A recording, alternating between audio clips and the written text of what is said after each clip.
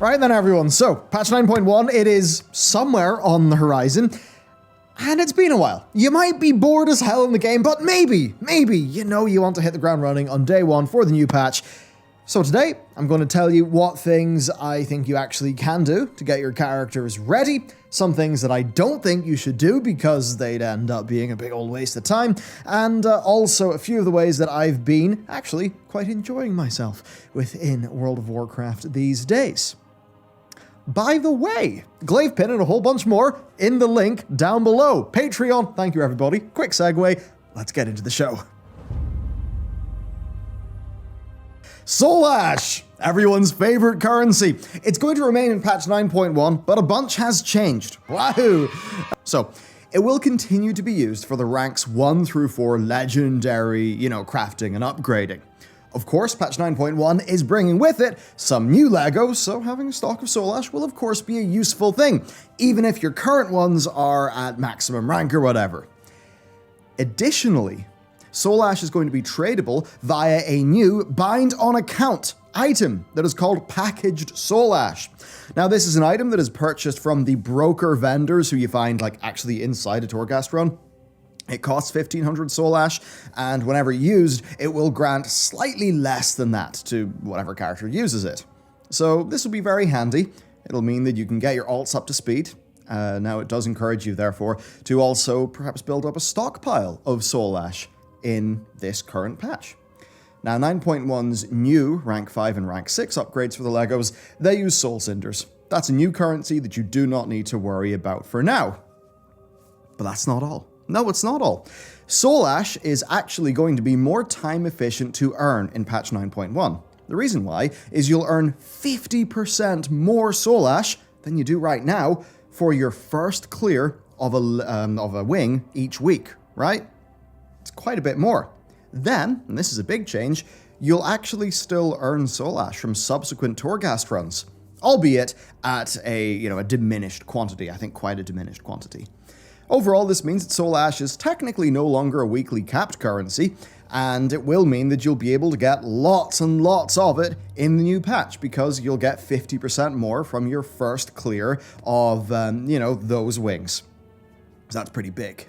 Still though, any Soul Ash that you earn right now will be useful, and I very much do imagine that doing your 2 Torghast clears per week, that will be a lot more efficient than just repeatedly grinding,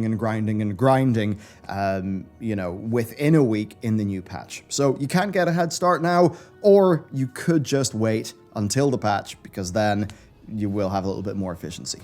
The choice is yours. Stygia. There is more to talk about on Stygia. Why? Well, on the latest build of the PTR, the Korthia faction now sells a RNG token that, when used, will spawn an item level 200 bit of gear. And that gear actually has got 6 upgrade levels. And it is Bind on Account, so you can send it to your alts. Remember how Benthic gear was slot-based? Blizzard doesn't. It is just 1 token for every slot. So Giga RNG, unfortunately. If you just want a pair of legs, this system is going to have you rolling and rolling and rolling. Now, it does cost 1,000 Stygia for actually purchasing the token that gives you the eye level 200 bit of gear. Now, this stuff being bound on account, though, is useful. It does mean that if you can just get your geared up main right now and just crush through the maw, get a whole bunch of Stygia, well, that Stygia will actually be useful in patch 9.1 and will help you get your fresh alts up to speed. Alright, next up, one for the lazy bastards. Very much like myself. So Torghast is going to have a scoring and rating system in patch 9.1. Sure does change it up, I'll say that much, and it does actually have a new upgrade tree. And you actually earn those upgrades with the currency you get while playing Torghast. But the thing is that while that all will exist in the new patch, the current upgrades that are purchased with Stygia from Venari, well, they're going to continue to work in the new patch. Now, since we're going to be, of course, targeting 4 and 5 gem Torghast runs, if you don't understand what that means, don't worry. Basically just high score runs. You get more stuff, getting the higher score. So that will mean that you'll want every upgrade you can get. Now, if you're not aware, Venari actually sells things like, say, broker vendors offering you discounted anima hordes, chances of a rare option, and generally increases the drop rate of things like epic powers, and also gives you an expanded power selection. So those Venari upgrades really do add up. So all good stuff, and right now it is locked behind the Stygia currency and Venari reputation. And that basically all just comes down to doing content in the Maw. And I guess you will be able to do that a bit faster than before now that you've got some gear. And do remember, those upgrades are all unlocked account-wide. It might just be time to go and hit the shops. So far, patch 9.1 doesn't seem to be adding any new raid consumables, such as feasts. And right now, feasts are in fact so cheap that we even, brought some to our Natria achievement run, which is the normal mode achievement run. So that means that you and your guild could probably save a good old stack of gold if you just stock up on some of those useful items now. Of course, that's assuming the price is right. And to get an understanding on if the price is right, you can use websites, excellent ones like the Undermine Journal, to actually go and view, server-specific pricing data, even historically, to see how the prices all stack up. Now, as an extension of this, that also means that it may not be worth selling your materials. I mean, right now, demand is not that high. I assume there's still many botters going around flooding the market, so if material prices are pretty low, well, hold on to them, sell them when they go high. And that means if you're getting, your bags of materials from the likes of the Adventure Table or the Nature Splendor Nightface Soulbind thing that I get, then yeah, you may as well hold on to them and earn a little bit more money when the prices go up. And the next thing to do is farm anima, maybe? Okay, so patch 9.1's new Renown track that takes us up to Renown level 80, it's got buffs to your anima gains. And those buffs come at rank 42 and 58. That's weeks 1 and 6 of 9.1, the new patch that is. Now, of course, you get 3 Renown levels per week, so that's why 58 would take 6 weeks. 2 are from the weeklies for those Renown upgrades, and then, of course, 1 from the Covenant campaign each week. Now, it seems that each of these upgrades to your anima, that they will actually just increase the amount of anima items that you get from, say, world quests by 1, right? So, maybe you could get 3 anima items worth 35 each right now. Well, with 2 of these, maybe you get 5 items. And all of this means that you have a choice right now, okay? You can work an anima right now. If you do, then it could make sense to upgrade your Covenant Sanctum buildings. Now that's because unlocking all of the Sanctum buildings at rank 1 grants you 1 extra anima item from each world quest, and I believe also each mission table thing. Now getting all of those buildings to rank 2 gets you an extra 2 anima items per world quest, and getting them all to rank 3 earns you 3. However, getting all your buildings to rank 2 and 3 is extremely expensive. I mean, 20,000 anima all in for rank 2, 40,000 for rank 3. That's a lot of world quests. So, should you bother with those upgrades? Well, for most people who just want a few of the anima rewards, like, maybe a mount or 2, maybe a little bit of transmog, I think you should basically get all those buildings upgraded to rank 1, which you probably have already, and really at that point, you can just cool it and stop. Now, if you really want to do a lot of stuff with your Covenant, then yeah, getting them all to rank 3 does make sense. Like, if you want, say, the rank 4 of the Queen's Conservatory and all of the transmog items, then you should probably be working on your anima right now to upgrade those buildings. Of course, though, remember, none of those anima gains from the current achievements that are based on upgrading your Sanctum buildings, none of those are account-wide, right? So, don't do it all in one character thinking it will buff your anima gains on your alt or something like that. So I'll say this, personally, I've taken the decision to push all of my stuff to rank 2. And mainly that's because I want to get mounts, I want to get transmog sets, but I do not care about upgrading any of the stuff to like rank 4, okay? The Covenant buildings, that is, because those are extremely expensive. And I think it's only really worth getting all your buildings to rank 3 for the anima buff if you basically want to completely exhaustively buy all of the anima rewards for your Covenant. So yeah, I think if you're hardcore about doing the world content and you really want that extra anima, you're good to leave them all at rank 2. and then you'll get heaps of Anima gains from the new Renown track, and maybe once you've got those, you could push all your buildings to rank 3. Save that though, I'd say just get them to rank 2, focus on your cosmetics. Now, on the topic of the Sanctum upgrades, some of them can unlock decently cool and interesting little quests and things. As an example, if you unlock the Mushroom Transportation Network over in Ardenweald, then, yeah, you'll actually open up a little quest line and, you know, some subsequent daily quests for the Marasmius faction.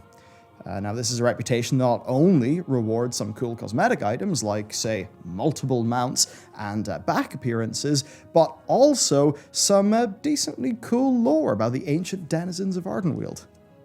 Though if you want to unlock the lore, you could always, you know, do Wowpedia. Next, a self-explanatory one. Finish up old business. The 9.0 Covenant campaign.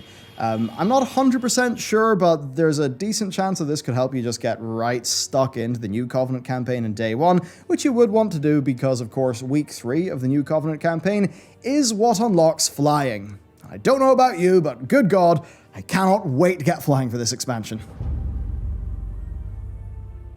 Next up then, let's talk about stuff that you should not do because it would be a big old waste of time.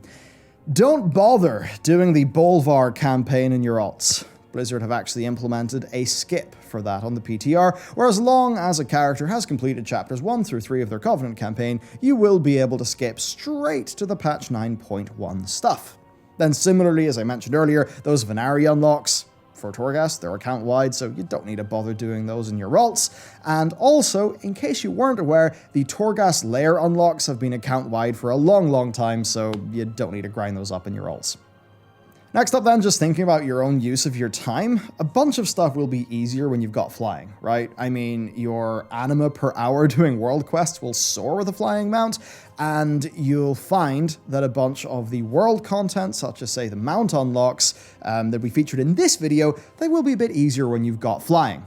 By the way, if you want a quick little, I want to slide a little tip in for you, and that is, get the Engineer wormhole for Shadowlands if you can. Because you see, if you have that wormhole combined, which just lets you go to any zone and it basically never fails, if you have that combined with flying, it means you'll bypass having to return to Oribos whenever you swap zones. So you'll be skipping about the Shadowlands extremely quick. Then also, I suppose I should mention, there's no need to get the Twisting Corridors Layer 12 mount or the other Maw mount, you know, the only mounts that can be, actually used in the Maw right now.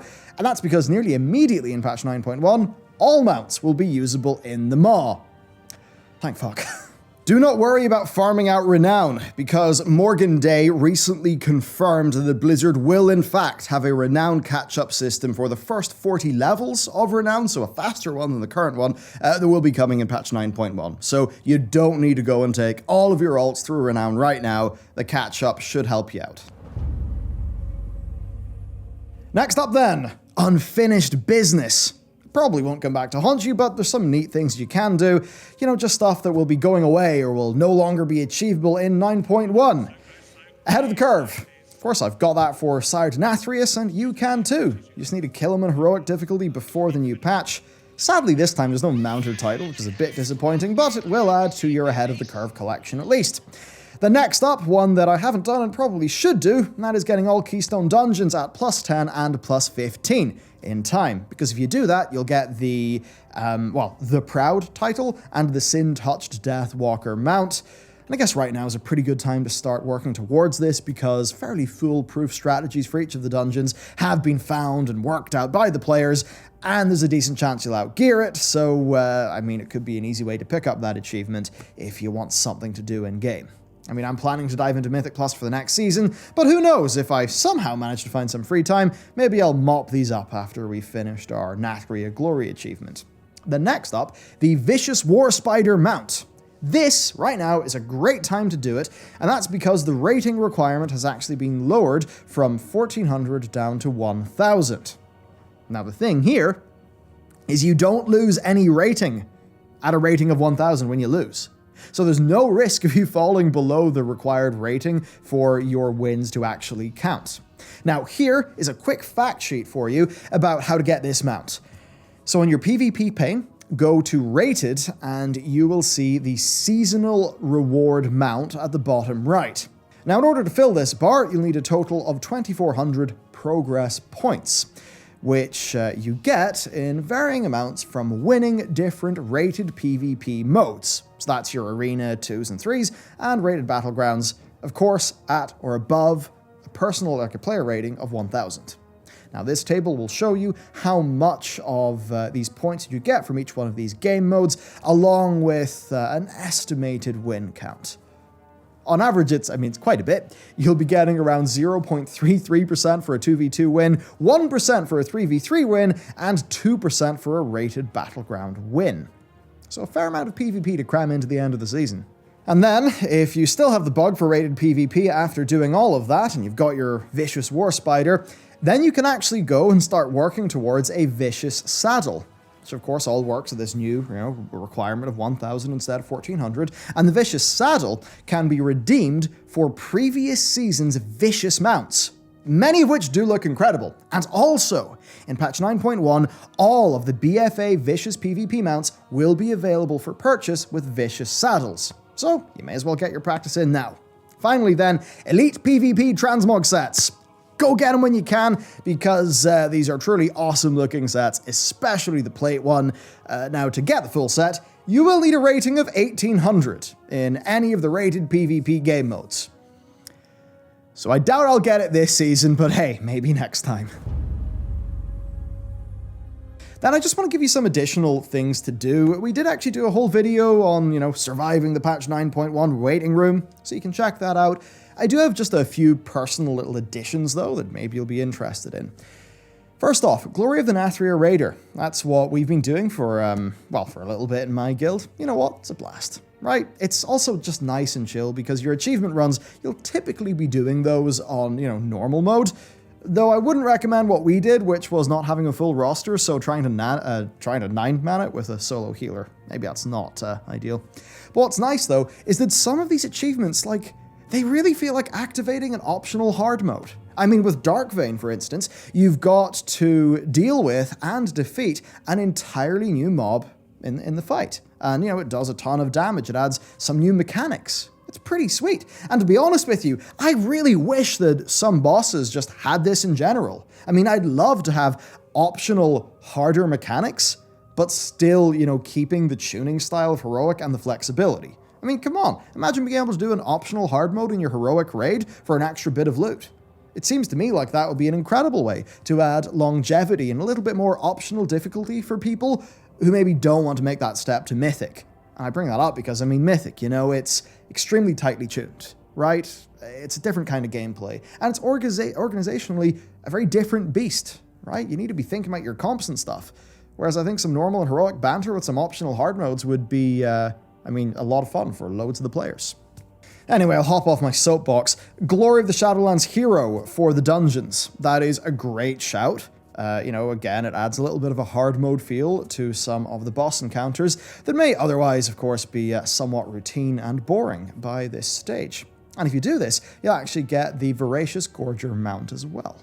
Next then, this is just a small one for me, find a mog on r/transmogrification. I really enjoy the transmog subreddit, so you can just go, take a browse there, find something that looks really cool, get the list of items and go, right? Simple, really, but to be honest, I've neglected mogging for years. It was a bit silly, and I really was quite into it during WoD, so maybe I'll return. Then just a few generic things, of course, so alt leveling, role swapping, all that jazz, you've heard it before. And then for patch 9.1, I would recommend taking a look at our channel, watching a few of our lore videos. We've updated a bunch of playlists on the channel page, and I think with some of those lore videos, if you watch them, especially the likes of, say, the Lich King and the Jailer stuff, that will help you understand what's actually going on in this new patch, and hopefully then you'll enjoy it a bit more. But okay, that is, in my opinion, how to prepare for patch 9.1 based on all that we know so far. Hope you found this useful. If you'd like some more content, there's plenty of lore and fun going on the main Warcraft channel, lots of discussion on our Clips channel, and hey, you get the drift, a whole bunch more. And if you want to get the really cool looking glaive pin and a bunch of other art and also support what we're doing, you can check out the Patreon. All right, have a wonderful day. See you next time.